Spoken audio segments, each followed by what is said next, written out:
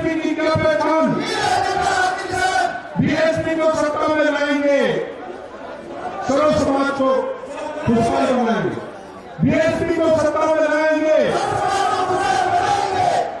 बहन आप संघर्ष करो, बहन आप संघर्ष करो, बहन आप आगे बढ़ो, बहन आप आगे बढ़ो।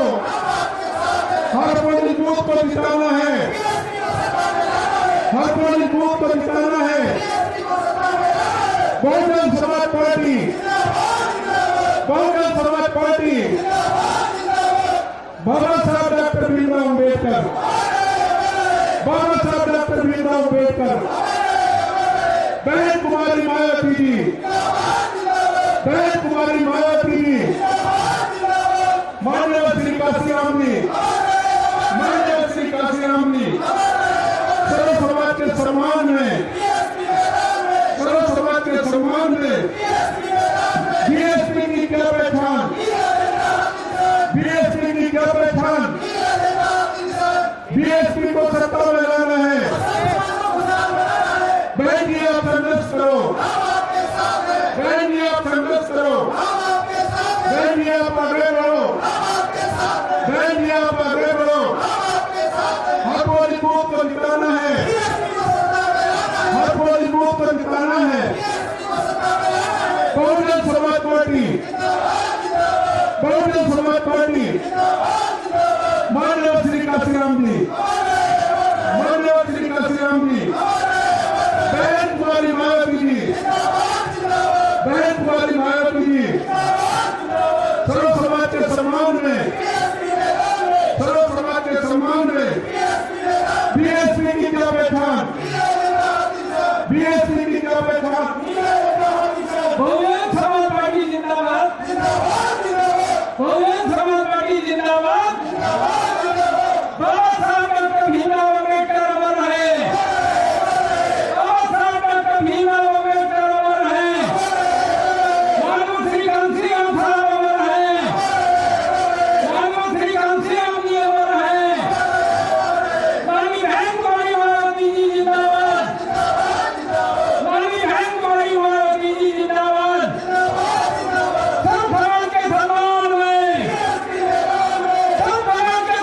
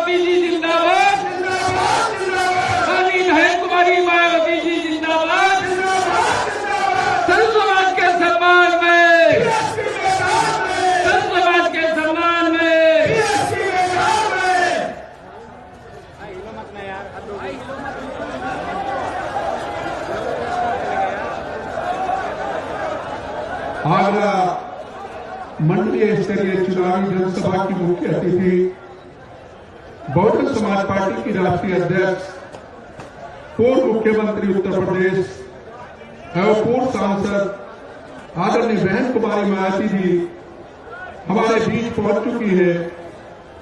आदरणीय बहन जी के पहुंचने पर आगरा मंडल बहुजन समाज पार्टी यूनिट व सर्व समाज के भाई बहने आदरणीय बहन जी का हार्दिक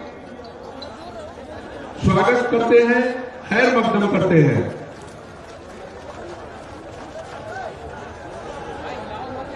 और अब मैं आगरा मंडल बहुजन समाज पार्टी यूनिट की जानिब से आज की चुनावी जनसभा की मुख्य अतिथि आदरणीय बहन जी को बहुजन समाज पार्टी का चुनावी चिन्ह हाथी सैकड़न भेंट करके उनका सम्मान करते हैं। माननीय गुरुलाल।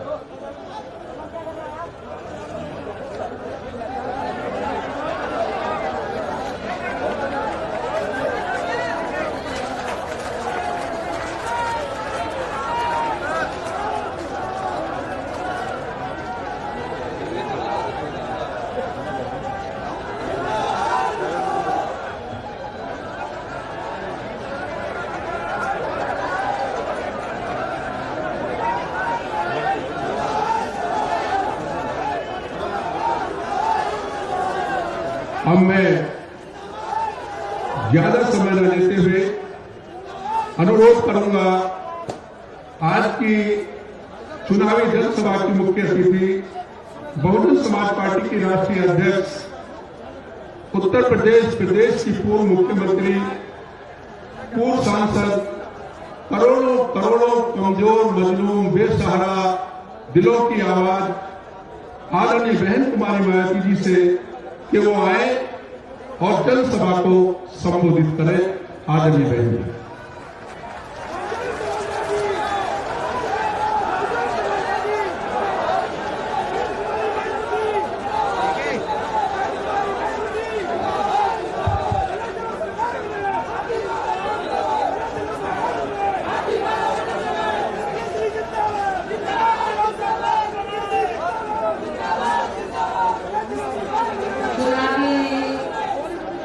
जनसभा में इकट्ठा हुए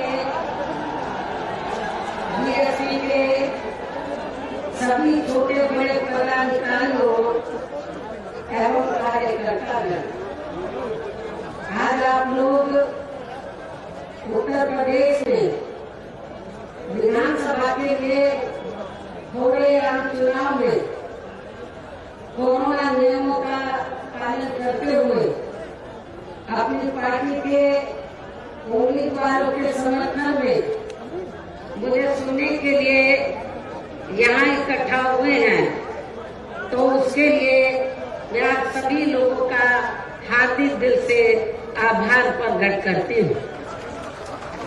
और अब मैं सबसे पहले अपनी पार्टी के संबंध में ये कहना जरूरी समझती हूँ कि हमारी पार्टी ये चुनाव उत्तर प्रदेश की लगभग सभी विधानसभा की सीटों पर अकेले अपने बलबूते पर ही पूरी तैयारी व दमदारी के साथ यहाँ सन 2007 की तरह फिर से अपनी पार्टी की पूर्ण बहुमत की सरकार बनाने के लिए लड़ रही है,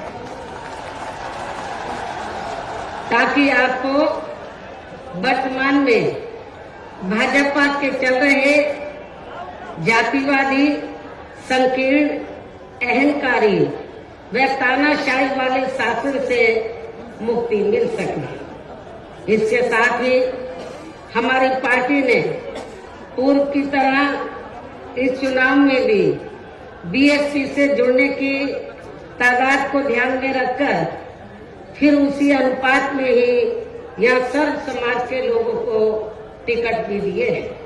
और अब इस चुनाव में आप लोगों को अपना वोट कांग्रेस, बीजेपी, सपा व अन्य विरोधी पार्टियों को न देकर केवल अपनी एकमात्र हितैषी पार्टी बीएसपी को ही देना क्यों जरूरी है, इसे आप लोगों को समझना होगा। हालांकि इस संदर्भ में आप लोगों को ये मालूम है कि आजादी के बाद शुरू में काफी लंबे समय तक केंद्र व उत्तर प्रदेश सहित देश के अधिकांश राज्यों में भी कांग्रेस पार्टी की ही अकेले यहाँ सरकारें रही हैं, किंतु इनकी गलत नीतियों व गलत कार्य प्रणाली की वजह से ही अब ये पार्टी केंद्र के साथ साथ बहुत पहले ही उत्तर प्रदेश की सत्ता से भी बाहर हो गई है। इसके साथ ही ये पार्टी जबरदस्त जातिवादी होने के कारण शुरू से ही हर मामले में यहाँ दलित, आदिवासी व अन्य पिछड़ा वर्ग विरोधी पार्टी भी रही है और अभी भी है, जिस कारण केंद्र में रही इस कांग्रेस पार्टी की सरकार ने इन वर्गों के मसीहा व भारतीय संविधान के मूल निर्माता परम पूज्य बाबा साहब डॉक्टर भीमराव अम्बेडकर को भारत रत्न की उपाधि से भी सम्मानित नहीं किया था, जिसके लिए वो हर प्रकार से पात्र भी थे।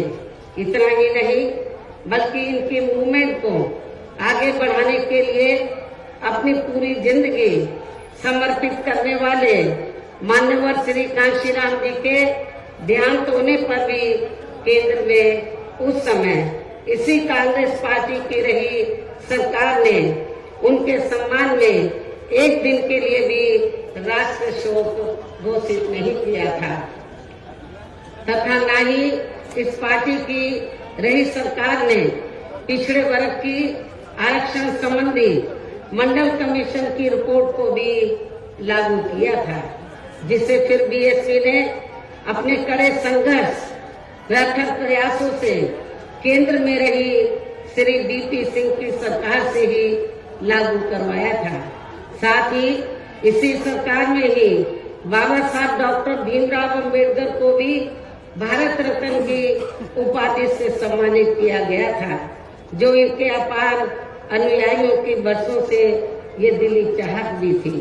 लेकिन अब केंद्र व अधिकांश राज्यों की भी सत्ता से बाहर होने के बाद यही कांग्रेस पार्टी खासकर दलितों, आदिवासियों व अन्य पिछड़े वर्गों के वोटों की खातिर आए दिन किस्म किस्म की नाटकबाजी करती रहती है, जबकि इन वर्गों के मामले में इस पार्टी की सच्चाई तो ये है कि कांग्रेस पार्टी जब सत्ता में होती है और इनके अच्छे दिन होते हैं तो तब इस पार्टी को इन वर्गों का विकास व उत्थान आदि याद नहीं आता है, तथा न ही इनको महिलाओं की भी भागीदारी याद आती है।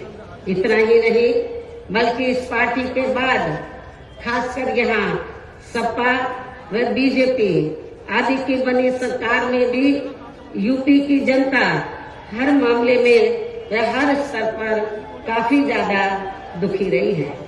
सपा की सरकार में तो अधिकांश यहाँ गुंडों, बदमाशों, माफियाओं व अराजक तत्वों एवं सरेआम लूट खसोट करने वालों का ही राज रहा है, जिसकी खास वजह से ही इस सरकार में आए दिन यहाँ जाति व धर्म के नाम पर तनाव व दंगे आदि ही होते रहे हैं। इस मामले में पश्चिमी यूपी का मुजफ्फरनगर कांड इसका खास उदाहरण है।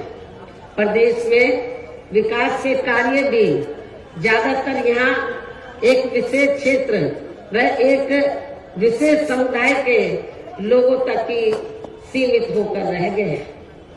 और इतना ही नहीं, सपा की सरकार के चलते दलित व अति पिछड़े वर्गों के लोगों के साथ तो हर स्तर पर सोतेला रवैया अपनाया गया है। आप लोगों को ये मालूम है कि जब सपा पावर में आई तो सपा सरकार ने एक काम ये किया, सबसे पहले सत्ता में आते ही, कि हमारी पार्टी की सरकार ने जो दलित और अन्य पिछड़े वर्ग में समय समय पर संत गुरु और महापुरुष हुए, तो उनको आदर सम्मान देने के मकसद से, उद्देश्य से हमारी पार्टी की सरकार ने जिन नए जिलों के नाम इनके नाम से रखे, नई योजनाओं के नाम इनके नाम से रखे, तो उनको बदल दिया। और इतना ही नहीं, मैं सरकारी कर्मचारियों को भी ये बताना चाहती हूँ कि जब पदोन्नति में आरक्षण को लेकर तो पार्लियामेंट में बिल आया, तो यही समाजवादी पार्टी थी जिसने इस बिल को फाड़ दिया था और इस बिल को पास नहीं होने दिया, ताकि जो दलित वर्ग के लोग हैं उनको पदोन्नति में आरक्षण की सुविधा न मिल सके। ये समाजवादी पार्टी का कैरेक्टर है, चाल चरित्र है। इसी प्रकार भाजपा सरकार की भी नीतियां व कार्यशैली अधिकांश यहाँ जातिवादी, पूंजीवादी एवं आरएसएस के संकीर्ण एजेंडे को ही लागू करने पर टिकी रही है, जिससे प्रभावित एवं शिकार हुए लोगों का इस सरकार में सही से विकास व उत्थान आदि नहीं हो सका है।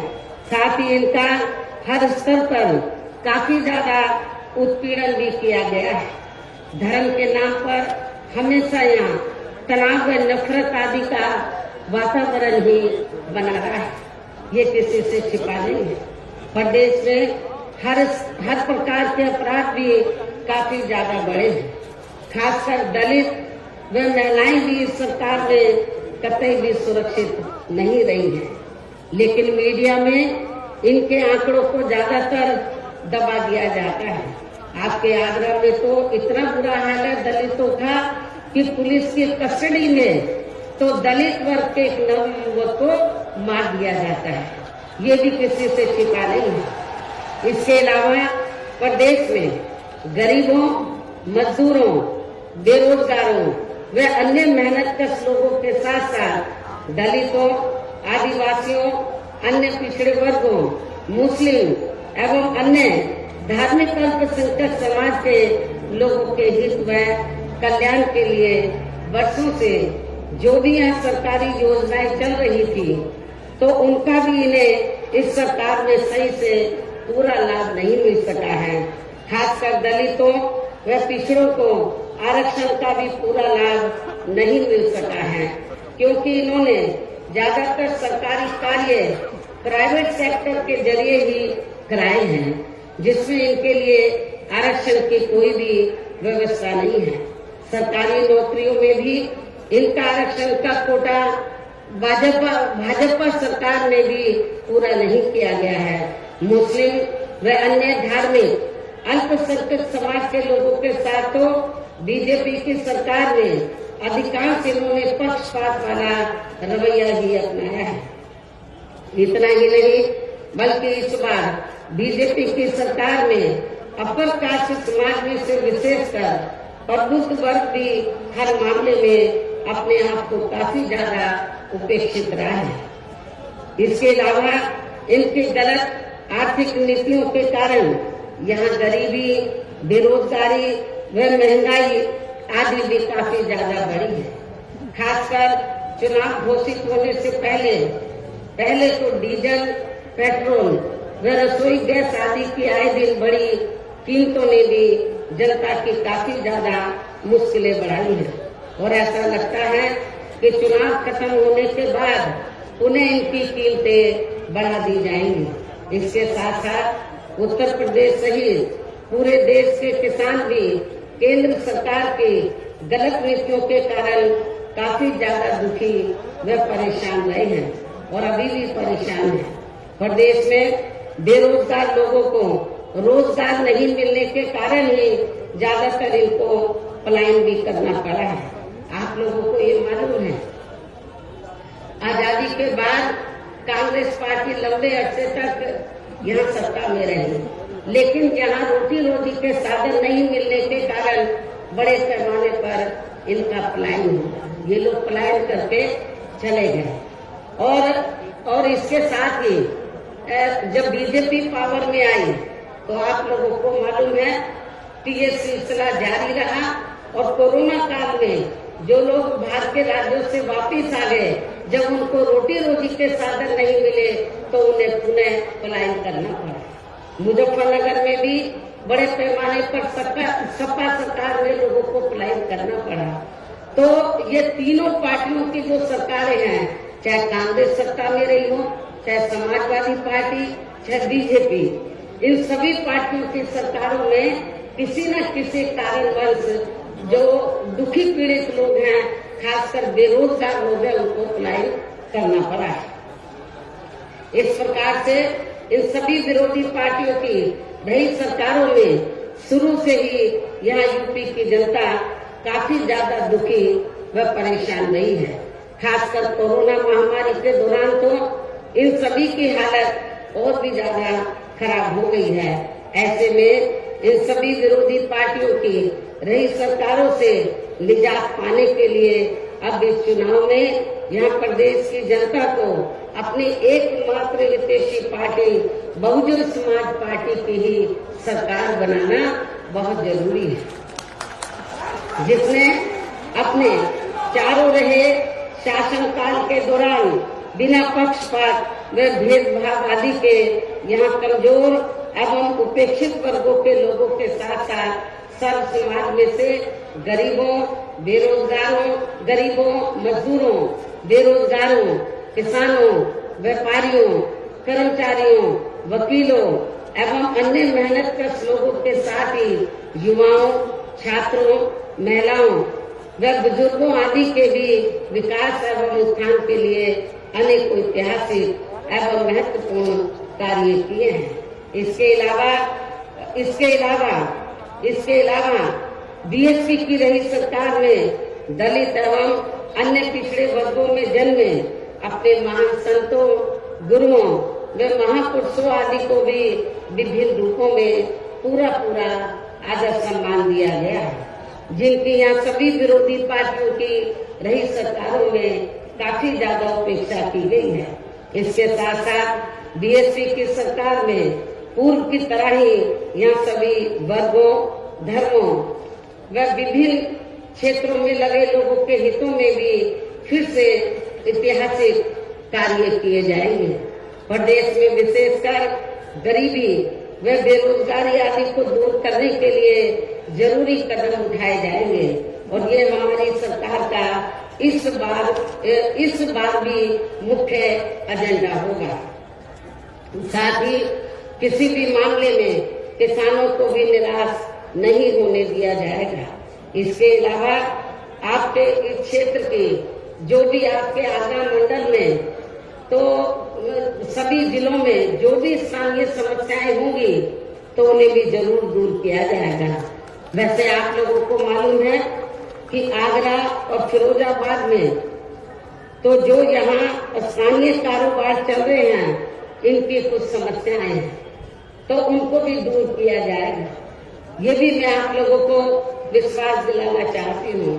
साथ ही केंद्र व यूपी सरकार के भी विवादित, इसके साथ ही केंद्र व यूपी सरकार के भी विवादित नियमों व कानूनों को यहाँ जल्दी से लागू नहीं होने दिया जाएगा। इतना ही नहीं बल्कि बीएसपी की रही सरकार में जिन महान संतों, गुरुओं एवं महापुरुषों आदि के आदर सम्मान में व उनके नाम पर जनहित की जो अनेकों योजनाएं शुरू की गई थी, साथ ही नए जिलों के नाम भी रखे गए थे, तो उन्हें अधिकांश, जैसा कि मैंने आप लोगों को बताया कि उन्हें अधिकांश सपा सरकार द्वारा बदल दिया गया है, जिससे उनके प्रति इनकी हीन व जातिवादी मानसिकता भी साफ झलकती है तथा जिन्हें फिर बीएसपी की सरकार बनने पर जरूर बहाल कर दिया जाएगा। इसके साथ साथ बीएसपी की रही सरकार में सर्व समाज के व विभिन्न क्षेत्रों में लगे लोगों के हितों में जो अनेकों महत्वपूर्ण व ऐतिहासिक फैसले लिए गए थे, जिन्हें सत्ता परिवर्तन होने पर बाद में सपा व बीजेपी की सरकार ने ज्यादातर दरकिनार कर दिया है, तो उन्हें भी फिर से शुरू किया जाएगा। इसके साथ ही बीएसपी की सरकार बनने पर यहाँ बीजेपी व सपा आदि के शासनकाल की तरह कानून व्यवस्था को किसी भी कीमत पर खराब व लचर नहीं होने दिया जाएगा और हर स्तर पर कानून द्वारा कानून का राज कायम किया जाएगा। जाति व धर्म के नाम पर यहाँ लोगों का किसी भी प्रकार से शोषण व उत्पीड़न आदि नहीं होने दिया जाएगा। खासकर कानून व्यवस्था को बेहतरीन बनाने के लिए विशेष अभियान के तहत व दलगत राजनीति से ऊपर उठकर यहाँ गुंडों, बदमाशों, माफियाओं व अन्य आपराधिक एवं अराजक तत्वों को भी जेल की सलाखों में ही भेजा जाएगा। जहां मेरी सरकार में इनकी जेल के बाहर नहीं बल्कि जेल के अंदर ही सही जगह होती है। इतना ही नहीं बल्कि जाति, धर्म व राजनीतिक द्वेष की भावना के तहत जिन लोगों को खासकर धरना प्रदर्शन आदि के नाम पर जबरदस्ती गलत धाराओं में फंसाकर उन पर अनेकों केस चलाए हुए हैं वर्तमान भाजपा सरकार में, तो उन मामलों की भी सही से जांच करा के उनके केस भी खत्म किए जाएंगे।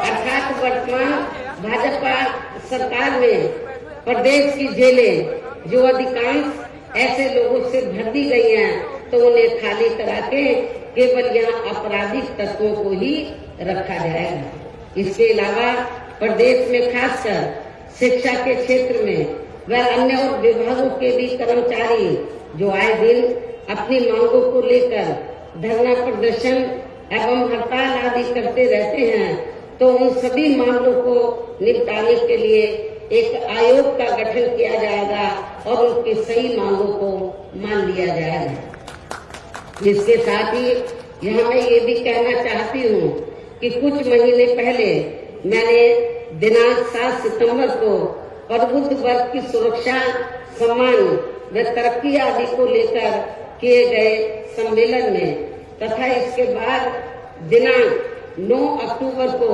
मान्यवर श्री कांशीराम जी की पुण्यतिथि के मौके पर भी मैंने सर्वजन हिताय व सर्वजन सुखाय को लेकर जो भी कार्य करने के लिए कहा है तो उन पर भी जरूर अमल किया जाएगा।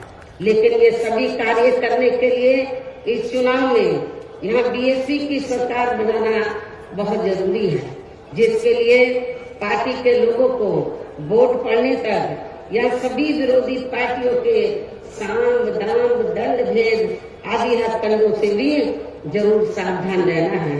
और इस मामले में विरोधी पार्टियां चुनाव होने से कुछ समय पहले या चुनाव के दौरान भी खासकर अपने अपने पक्ष में हवा बनाने के लिए मीडिया व ओपिनियन पोल एवं सर्वे आदि का जो बड़े पैमाने पर गलत इस्तेमाल करती हैं, तो उससे आप लोगों को बिल्कुल भी गुमराह नहीं होना है। ये बात मैं आपको बार बार कहती रही हूँ और आज फिर दोहराना चाहती हूँ।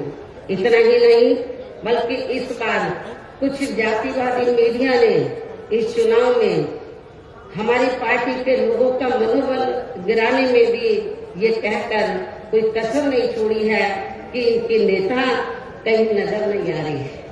ये आए दिन मीडिया में इसको न्यूज को फ्लैश करते रहे, जबकि इस मामले में हकीकत तो ये है कि देश में शुरू में फैले कोरोना का प्रकोप थोड़ा कम होते ही मैं दिल्ली से लखनऊ आ गई थी और पिछले लगभग 1 साल से मैं लखनऊ में ही रहकर अपनी पार्टी को मजबूत बनाने के कार्य में लग गई थी। इसके साथ ही इस कार्य में यहाँ ज्यादा ध्यान देने की वजह से मैंने पिछले 1 वर्ष से बाकी राज्यों का भी कार्य लखनऊ से ही देखा है और 1 वर्ष में केवल मैं 2 दिन के लिए दिल्ली गई थी। 1 वर्ष में केवल मैं 2 दिन के लिए दिल्ली गई थी जब मेरी मदर की मृत्यु हो गई थी और इस 1 वर्ष के दौरान मैंने यहाँ पार्टी को फिर से पोलिंग बूथ स्तर पर कैडर के आधार पर यहाँ सही से खड़ा किया है। आप लोगों को मालूम है कि पहले जो कमेटियां बनी थी तो ज्यादातर फर्जी थी। केवल हमारे लोग बता देते थे, नीचे के स्तर के पदाधिकारियों को खुद जाकर कमेटी नहीं बनाते थे। इस बार मैंने सख्त निर्देश दिए कि कमेटी सही होनी चाहिए और जो बड़े बड़े पदाधिकारी हैं वो भी जाकर कमेटी बनाएंगे, ये भी मैंने कहा। तो इस एक कहने का तात्पर्य यह है कि इस एक वर्ष के दौरान मैंने यहाँ पार्टी को फिर से पोलिंग बूथ स्तर तक कैडर के आधार पर यहाँ सही से खड़ा किया है तथा सर्व समाज के काफी नए लोगों को भी तैयार किया है। इसके साथ ही पोलिंग बूथों की कमेटियों के बनने के बाद फिर मैंने अपने ज्यादातर निवास स्थान पर ही उनकी समीक्षा बैठकें भी की है और ये कार्य खत्म होने के बाद फिर मैंने इस बार उम्मीदवारों का चयन करने के मामले में भी विशेष ध्यान दिया है, क्योंकि इस मामले में पिछले चुनाव में हमारी पार्टी के कुछ वरिष्ठ नेताओं ने जो अधिकांश दूसरी पार्टियों में चले गए हैं, उन्होंने काफी विश्वासघात किया है। पिछले बार चुनाव में उन्होंने काफी विश्वासघात किया, न जातीय समीकरण का ध्यान रखा, बल्कि सुनने में तो ये आया कि दूसरी पार्टियों के उम्मीदवारों से साठगांठ करके हमारे नेताओं ने ज्यादातर डमी कैंडिडेट खड़े कर दिए, जिसकी वजह से पिछले विधानसभा चुनाव में हमारी पार्टी का अच्छा रिजल्ट नहीं आ सका। इस चीज का मैंने विशेष ध्यान दिया इस बात की तरफ और मैंने ये फैसला लिया कि इस बार मैं ये कार्य अपनी देखरेख में खुद करूंगी। जहाँ तो 3 विधानसभा की सीटें हैं, एक एक सीट पर मैं उम्मीदवार से खुद मिली हूँ, अपने रेजिडेंस पर उनका पूरा परिचय लिया, तो तब मैंने उनका टिकट फाइनल किया है, ताकि पिछले चुनाव की तरह हमारे साथ कोई धोखा न हो जाए। और इसके बाद जैसे ही मैं इस कार्य से कल मैं फ्री हुई इस कार्य से, तो आज मैं अपनी पार्टी के उम्मीदवारों को जिताने की अपील करने के लिए यूपी की दलितों की खास राजधानी आगरा में आप लोगों के बीच में आ गई हूँ।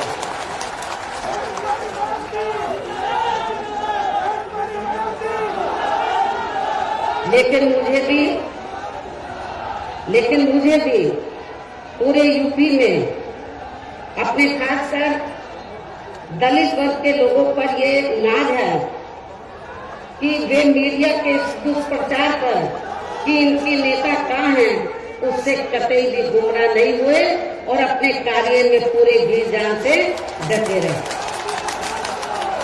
जिसके कारण इस दौरान बाकी जातियों के लोग भी बीएसपी में बड़े पैमाने पर जुड़े हैं। जब वीकर सेक्शन के लोग, दलित वर्ग के लोग बड़े पैमाने पर कैडर के आधार पर जुड़े, जिसकी तरफ मैंने विशेष ध्यान दिया, तो फिर जो बाकी जातियां हैं वो भी बड़े पैमाने पर बीएसपी में जुड़ी है। और अब इस बार चुनाव में फिर से मैं मीडिया बंधुओं को ये बताना चाहती हूँ, जो ये गलत खबर दिखाते रहे कि बहन जी की तरह है, बहन जी इसी काम में लगी थी, इनको मैं बताना चाहती हूँ चुनाव की तैयारी में लगी हुई थी। और अब मैं मीडिया बंधुओं को ये बताना चाहती हूँ कि अब इस बार चुनाव में फिर से सन 2007 की तरह बीएसपी का चौंकाने वाला रिजल्ट आएगा। ये भी मैं मीडिया बंधुओं को बताना चाहती हूँ।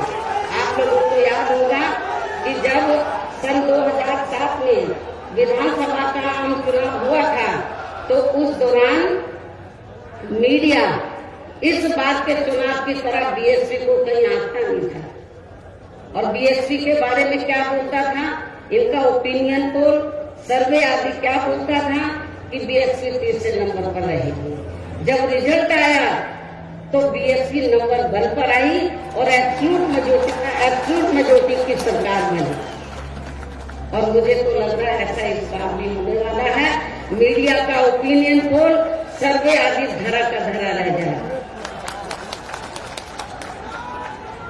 इसके साथ ही मैं आप लोगों को ये भी कहना चाहती हूँ कि आप लोगों को पूर्व की तरह इस चुनाव में भी विरोधी पार्टियों ने विभिन्न रूपों में जो अपने हवाई व प्रलोभन भरे चुनावी घोषणा पत्र आदि जारी किए हैं, जिन्हें सत्ता में आने के बाद ये पार्टियां अधिकांश अमल में नहीं लाती हैं, तो उनके बहकावे में भी आपको कतई नहीं आना है।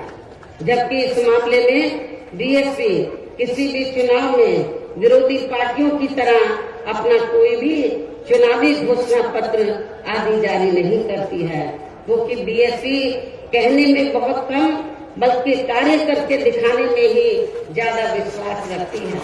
और ऐसा हमने यहाँ यूपी में अपने चारों रही सरकारों के दौरान करके भी दिखाया है। इतना ही नहीं बल्कि हमारी पार्टी के चारों रही सरकारों ने प्रदेश में बिगड़ी हुई कानून व्यवस्था को सुधारने के साथ साथ जो असंख्य के साथ साथ प्रदेश के विकास एवं आम जनहित के लिए जो असंख्य अति महत्वपूर्ण कार्य किए हैं, वो अभी तक यहाँ किसी भी विरोधी पार्टी की सरकार ने नहीं किए हैं। आपको मालूम है कि बीजेपी के लोग कहते रहते हैं हमने गरीबों को इतने मकान दिए हैं, कहीं नजर आ रहे हैं। जब मेरी सरकार थी आपके आगरे में ही बड़े पैमाने पर हमने गरीबों को फ्री मकान बना कर दिए, वो आपको नजर आते हैं। कहाँ है इनके मकान? तो वो आपको बहुत कम ही नजर आएंगे। बल्कि और इतना ही नहीं, तो मैं जैसा कि आपको बताया कि हमारी सरकार ने प्रदेश के विकास एवं आम जनहित के लिए जो असंख्य अति महत्वपूर्ण कार्य किए हैं, वो अभी तक यहाँ किसी भी विरोधी पार्टी की सरकार ने नहीं किए हैं। बल्कि ज्यादातर उन्हीं कार्यों के नाम जो हमारी सरकार ने कार्य किए थे, बल्कि ज्यादातर उन्हीं कार्यों के नाम व स्वरूप आदि बदलकर अब विरोधी पार्टियों की सरकारें उन्हीं को ही भुनाने में लगी है। लेकिन उन कार्यों के प्रति इनकी नियत व सोच सही नहीं होने के कारण उसमें भी ये पार्टियां ज्यादा सफल नहीं हो पा रही हैं। इन्हीं जरूरी बातों के साथ ही हम मेरा यही कहना है कि आप लोगों को इस चुनाव में अपने हित व कल्याण के लिए या फिर से यूपी में बीएसपी की सर्व जन हिताय व सर्व जन सुखाय की नीतियों पर आधारित सरकार बनाना बहुत जरूरी है। और इसके लिए पार्टी के लोगों को, इसके लिए बीएसपी के लोगों को वोट पड़ने वाले दिन कोरोना नियमों का पालन करते हुए सबसे पहले सुबह उठते ही व समय से अपने अपने पोलिंग बूथों पर अपना वोट डालने के लिए जाना है। वोट वाले दिन याद रखो, बहुजन समाज पार्टी के लोगों जो बीमार हैं, बुजुर्ग हैं, उनको छोड़कर जो बाकी लोगों को उस दिन आप लोगों को उपवास रखना है। कब तक? जब तक आप लोग अपने अपने पोलिंग बूथों पर वोट डालकर अपने घरों में वापस नहीं आ जाते। और इस मामले में हमारी जो महिलाएं हैं वो भी पीछे नहीं रहेंगी, ये भी मैं बताना चाहती हूँ। तो सुबह उठते ही सबसे पहले अपने अपने पोलिंग बूथों पर आप लोगों को वोट डालने के लिए जरूर जाना है। इसके साथ ही आपका वोट अन्य कोई व्यक्ति डाल न सके, इसका भी आप लोगों को खुद ही ध्यान रखना है। इसके साथ साथ अपनी पार्टी का कोई भी वोट पड़ने से ना रह जाए, तो उसका भी पार्टी की हर पोलिंग बूथ की कमेटी को विशेष ध्यान रखना है। और अब अंत में मेरी बीएसपी के लोगों से यही अपील है कि पार्टी ने या आपके क्षेत्र में, आपके आगरा मंडल में जिन भी विधानसभा की सीटों पर अपने उम्मीदवारों को चुनाव के मैदान में उतारा है, जो यहाँ आपके बीच में मौजूद भी है। हमारे आगरा मंडल के जो प्रत्याशी हैं, तो जहाँ जहाँ से भी वो चुनाव लड़े हैं, तो जिनको हमने चुनाव के मैदान में उतारा है, ये आपके सामने जो स्टेज बना है आपके बीच में यहाँ खड़े हुए हैं और आप लोगों से वोट की अपील कर रहे हैं। और बीएसपी के जो ये उम्मीदवार हैं, तो इनको जिताने के लिए आप लोगों से अपील कर रहे हैं जो यहाँ आपके बीच में मौजूद हैं। तो उन्हें आप लोगों को वोट वाले दिन अपनी पार्टी के हाथी चुनाव चिन्ह के सामने वाले बटन को दबा के जरूर जिताना है। बीएसपी का चुनाव चिन्ह क्या है? हाथी। और आपकी आबादी हाथी की तरह विशाल है। आप लोगों को अपनी विशाल आबादी को ध्यान में रखकर आपका वोट बहुत ज्यादा है, आप लोगों को हाथी चुनाव चिन्ह के सामने वाले बटन को दबाकर इनको जरूर कामयाब बनाना है। अपनी पार्टी के लोगों को, जो जिम्मेवार लोग हैं, उनको ये बताना है, इस क्षेत्र, इस मंडल के लोगों को, कि बीएसपी ने अपनी सरकार के दौरान जो कार्य किए हैं, मेरे ख्याल आजादी के बाद किसी भी पार्टी की सरकार ने उतने कार्य नहीं किए हैं। चाहे डेवलपमेंट का मामला है, चाहे लॉ एंड ऑर्डर का मामला है। और इतना ही नहीं, जिन हमारे संतों, गुरुओं और महापुरुषों को वर्षों से आदर सम्मान नहीं मिला था, उन्हें भी हमारी पार्टी की सरकार ने पूरा आदर सम्मान दिया है। और जब आप लोग लखनऊ जाते हैं, पहले का लखनऊ आप लोगों ने देखा होगा और मेरे सत्ता में आने के बाद का लखनऊ देखा होगा। लोग बाहर के राज्यों से आते हैं, विदेशों से आते हैं, कहते हैं कि ये तो लखनऊ की तस्वीर बदल गई, लखनऊ की तस्वीर बदल गई। और इतना ही नहीं, आपके आगरा मंडल में भी मैंने काफी काम किया। लोग कहते हैं कि मथुरा धार्मिक स्थल है, मथुरा जिला में मंदिर है, मस्जिद है, गुरुद्वारे हैं, बौद्ध विहार है, सब हैं, लेकिन उसको, उस धार्मिक स्थल को, उस जिले में विभिन्न धर्मों को मानने वाले लोग रहते हैं, विभिन्न धर्मों के, लेकिन उस जिले का जो थोड़ा घना विकास हुआ मेरी सरकार में हुआ, उसके बाद मथुरा जिले का कोई विकास नहीं हुआ है। ये भी मैं मथुरा के लोगों को बताना चाहती हूँ। केवल मीडिया में हवाई बातें करते रहते हैं और लोगों को धर्म की आड़ में उनके जो भावनाएं हैं, तो उनकी भावनाओं की आड़ में तो लोगों का वोट लेने का प्रयास करते हैं, लेकिन हकीकत में जमीनी तौर पर वहाँ पर कोई विकास का काम वर्तमान भारतीय जनता पार्टी की सरकार में नहीं हुआ है। यही सपा सरकार का हाल था। और बीजेपी को कुछ नहीं करना है, ज्यादातर वो मीडिया में घूमते रहते हैं। विकास के कार्य आप लोगों ने देखे हैं, कहीं आपको विकास नजर आया आप लोगों का? अपना पूरे 5 साल के अंदर कोई आपका विकास नहीं हुआ। आप लोगों के साथ जुल्म जाती हुई है। विकास किनका हुआ है? जो बड़े बड़े पूंजीपति हैं, जो बड़े बड़े धन्ना सेठ हैं, जो आरएसएस के लोग हैं, उनका विकास हुआ है। आप लोगों का विकास नहीं हुआ है। यदि आप लोग चाहते हैं कि आप लोगों का विकास हो, सर्व समाज का विकास हो, तो आप सभी धर्मों के लोगों का विकास हो, सभी जाति के लोगों का विकास हो, तो फिर आप लोगों को बहुजन समाज पार्टी के आगरा मंडल से जो हमने अपने प्रत्याशी चुनाव के मैदान में उतारे हैं, तो उन्हें अब आप लोगों को वोट वाले दिन अपनी पार्टी के हाथी चुनाव चिन्ह के सामने वाले बटन को दबा के जरूर जिताना है। और फिर से आपको यहाँ सन 2007 की तरह ही बीएसपी की अपनी पूर्ण बहुमत की सरकार जरूर बनाना है। तभी फिर प्रदेश में यहाँ अमन चैन कायम होने के साथ साथ सभी धर्मों व वर्गों के लोगों का भी सही से विकास व उत्थान आदि हो सकता है। साथ ही यहाँ अन्याय, अपराध, भय व भ्रष्टाचार मुक्त एवं विकास युक्त वातावरण भी पैदा हो सकता है। और तभी फिर यहाँ परम पूज्य बाबा साहब डॉक्टर भीमराव अम्बेडकर एवं मान्यवर श्री कांशीराम जी आदि का भी सपना सही साकार हो सकता है। और इस उम्मीद के साथ ही अब मैं यही कहना चाहूंगी, क्या कहना चाहूंगी, कि अब आपको हर पोलिंग बूथ को जिताना है, बीएसपी को सत्ता में लाना है। आप लोगों को हर पोलिंग बूथ को जिताना है, बीएसपी को सत्ता में लाना है। इस विश्वास के साथ ही अब मैं पुनः अपनी पार्टी के उम्मीदवारों को जिताने की पुरजोर अपील करते हुए अपनी बात यही समाप्त करती हूँ। जय भीम, जय भारत।